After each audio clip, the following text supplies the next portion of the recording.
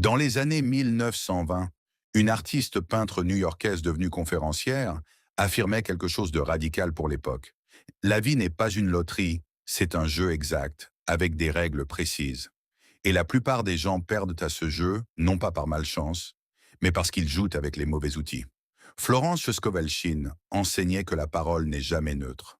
Pour elle, chaque phrase que tu prononces à voix haute agit comme un décret, une sorte de commande passée à l'univers, que tu en aies conscience ou non.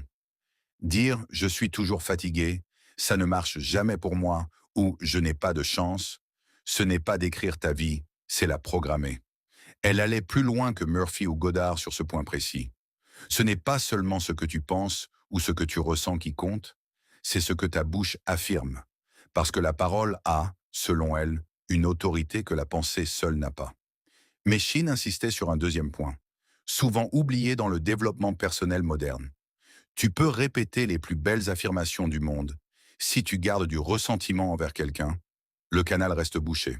Elle comparait le pardon non pas à un acte moral abstrait, mais à un exercice presque mécanique de plomberie intérieure.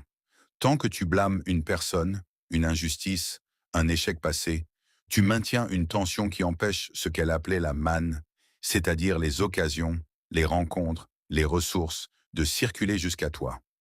Lâcher le ressentiment n'était donc pas pour elle une option spirituelle facultative, mais une condition presque technique pour que le reste fonctionne. Ce qui rendait son enseignement singulier pour l'époque, c'est qu'elle le formulait avec l'humour et le sens pratique d'une femme qui avait dû se réinventer plusieurs fois dans sa propre vie, d'abord comme illustratrice, puis comme professeure de métaphysique. Elle ne parlait jamais en abstraction lointaine.